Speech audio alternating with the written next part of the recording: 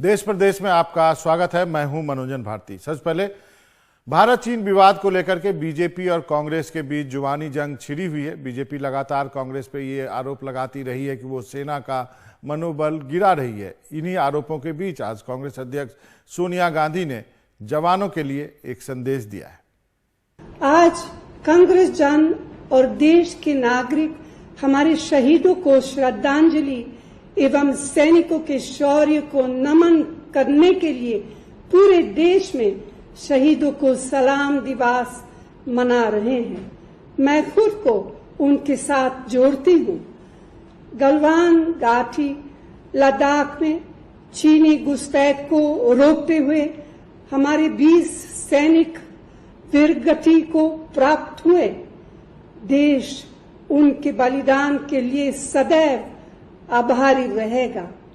हमें हमारे सैनिकों और सेनाओं पर नाज है। देश सुरक्षित है क्योंकि हमारी सेना प्राणों की बलि देकर भी देश की हिफाजत लगातार करती है। कांग्रेस पार्टी और हर देशवासी हमारी सेना और सैनिकों के प्रति आदर भाव व्यक्त करते हुए मजबूती के साथ खड़े रहने के संकल्प को फिर दोहराते हैं। आज जब भारत चीन सीमा पर संकट की स्थिति है तो केंद्र सरकार अपनी जिम्मेदारी से पीछे नहीं हट सकती। प्रधानमंत्री कहते हैं कि हमारी सीमा में कोई घुसपैठ नहीं हुई, पर दूसरी ओर रक्षा मंत्री तथा विदेश मंत्रालय बड़ी संख्या में चीनी सैनिकों की मौजूदगी एवं अनेकों बार चीनी घुसपैठ की चर्चा करते हैं।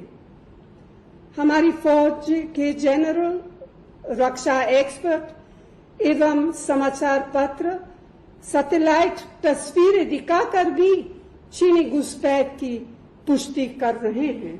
आज जब हम शहीदों को नमन कर रहे हैं तो देश जानना चाहता है कि अगर चीन ने लद्दाख में हमारी सरजमी पर कब्जा नहीं किया जैसा प्रधानमंत्री कहते हैं, तो फिर हमारे 20 सैनिकों की शहादत क्यों और कैसे हुई? चीन की सेनाओं द्वारा घुसपैठ करके लद्दाख इलाके में कब्जा की गई हमारी सरजमी को मोदी सरकार कब और कैसे वापस लेगी? क्या चीन द्वारा गलवान घाटी व पंगोंग त्सो इलाके में नए निर्माण और नए बंकर बना हमारी भूभागीय अखंडता का उल्लंघन किया जा रहा है? क्या प्रधानमंत्री इस स्थिति पर देश को विश्वास मिलेंगे? आज पूरा देश सेना और सैनिकों के साथ अधिक रूप से खड़ा है। सरकार को चाहिए कि भारतीय सेना को पूरा समर्थन, सहयोग और ताकत दे। यही सच्ची देशभक्ति है। जय हिंद। आगे बढ़ते हैं। सोनीपत कुंडली गाजियाबाद पलवल हाईवे पर भारतीय वायुसेना का एक जो हेलीकॉप्टर है वो खराबी के बाद उसकी इमरजेंसी लैंडिंग हुई है। हेलीकॉप्टर में वायुसेना के 4 अधिकारी मौजूद थे जो सुरक्षित हैं। हेलीकॉप्टर को 1 घंटे के बाद ठीक कर लिया गया और फिर उसे रवाना किया गया। आप तस्वीरों में देख सकते हैं किस तरह से हाईवे पर चॉपर की लैंडिंग हुई है। लैंडिंग के दौरान हाईवे के एक तरफ का यातायात रोक दिया गया था।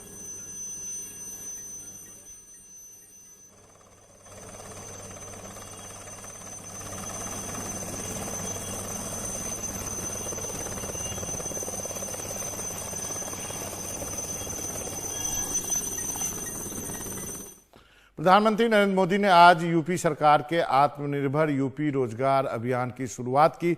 इस अभियान को लॉन्च करने के दौरान प्रधानमंत्री मोदी ने कई मजदूरों के साथ संवाद किया। इस अभियान के तहत प्रवासी कामगारों को रोजगार के अवसर उपलब्ध कराने के साथ साथ स्थानीय उद्यमिता को बढ़ावा दिया जाएगा। इस मौके पर प्रधानमंत्री ने योगी आदित्यनाथ की जमकर तारीफ की और कहा कि उन्होंने आपदा को अवसर में बदला है। यूपी सीएम ने कहा कि हमने प्रदेश में जितने भी प्रवासी श्रमिक आए 18 साल से कम बच्चों को छोड़कर लगभग 30 लाख मजदूरों की स्किल मैपिंग की है। इससे इन मजदूरों को काम देने में आसानी होगी। बहुत अच्छा, आपका धन्यवाद।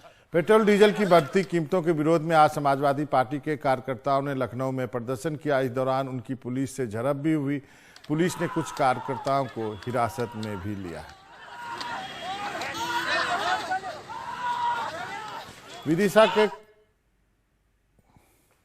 विदिशा के कांग्रेस विधायक शशांक भार्गव के खिलाफ मामला दर्ज किया गया है। उन पर केंद्रीय मंत्री के खिलाफ आपत्तिजनक बयान देने का आरोप है। बयान वायरल होने के बाद बीजेपी कार्यकर्ताओं ने उनकी फैक्ट्री में तोड़फोड़ की। पेट्रोल डीजल की बढ़ती कीमतों के विरोध में आयोजित साइकिल रैली के दौरान उन्होंने विवादित बयान दिया था, जिसे लेकर विदिशा नगर निगम के चेयरमैन मुकेश टंडन और बीजेपी कार्यकर्ताओं ने एफआईआर दर्ज कराई।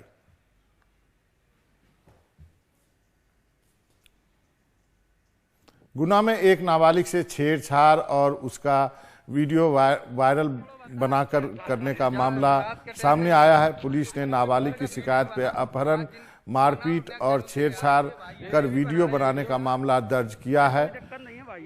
धरनावदा थाने में पीड़ित ने शिकायत दर्ज की और उसके बाद बनेहे गांव के दीपक नाम के लड़के से उसकी जान पहचान थी। दीपक ने उसे अकेले में मिलने के लिए बुलाया था। इसी दौरान गांव के ही 4 से 5 लड़के आ गए। पीड़ित का कहना है कि लड़के ने उसके साथ छेड़खानी की। एक युवक ने हाथ पकड़ा था, एक युवक उसके साथ मारपीट कर रहा था। इस दौरान लड़कों ने उसका वीडियो भी बनाया, जिसे सोशल मीडिया पे वायरल किया गया। वाराणसी के आसमान में शुक्रवार को लगभग 2 छोटे टिड्डी दल सुबह नजर आए, जिनमें एक मिर्जापुर जिले की तरफ से आया था, जो राजा तालाब तहसील के गांव से सदर तहसील के गांव तक उड़ के जा रहा था। एक तीसरा दल जौनपुर जिले से आकर वाराणसी के पिंडरा तहसील में देखा गया। रात में टिड्डी दल जिले के पिंडरा ब्लॉक के गांव रायपुर नैपुर के खेतों में नजर आया, जिसके लिए जिला प्रशासन ने फायर ब्रिगेड गाड़ियों से स्प्रे कराया। शोर मचाकर भी इसे उड़ाने का पूरा प्रयास किया गया। टिड्डी दलों को हटाने का ऑपरेशन रात 10 बजे से शुरू हुआ, जो देर रात तक चलता रहा।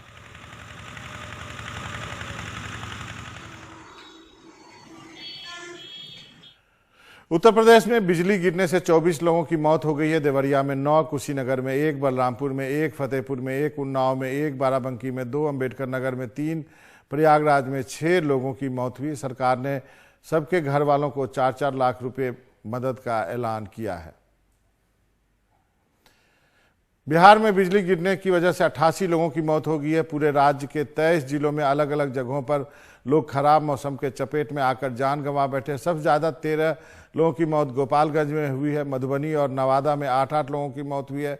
मुख्यमंत्री ने इन मौतों पर संवेदना जताई है और मृतकों के परिवार वालों को 4 लाख रुपए का मुआवजे का ऐलान किया है। उन्होंने कहा कि लोग घरों में रहे और खराब मौसम में सतर्क रहें। इस बीच मौसम विभाग ने गुरुवार को जारी अलर्ट में अगले 72 घंटों के लिए भारी बारिश की आशंका बिहार में जताई है।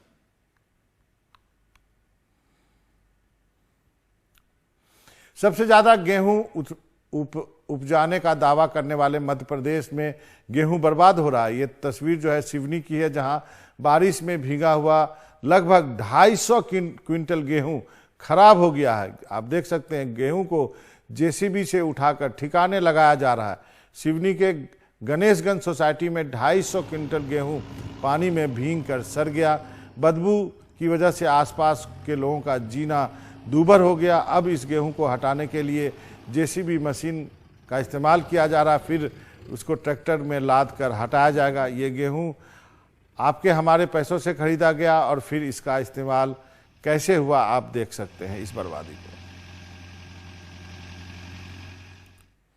मध्य प्रदेश के शाजापुर में भी खुले आसमान के नीचे रखा गेहूं बर्बाद हो गया। यहां कई बोरा गेहूं खुले आसमान के नीचे ही रखा हुआ था। बारिश के बाद गेहूं के बोरे के पास ही पानी जमा हो गया। कई जगह गेहूं ऐसे ही रखा गया है जो भीग गया। राजस्थान के चूरू शहर में गुरुवार को धूल भरे तूफान के चलते दिन में ही रात जैसा अंधेरा छा गया। महज 5 से 7 मिनट में 70 किलोमीटर प्रति घंटे से ज्यादा रफ्तार से आए इस तूफान की वजह से अंधेरा हो गया। मौसम विभाग के अनुसार इस दौरान दृष्टता जो थी यानी देखने की क्षमता शून्य तक पहुंच गई। स्थानीय बोली में इसे काली पीली आंधी कहते हैं और इसी महीने ऐसी यह दूसरी आंधी है। चूरू में मौसम में बदलाव के बाद जिले के सरदार शहर और रतनगढ़ में भी धूल भरी आंधी चली है।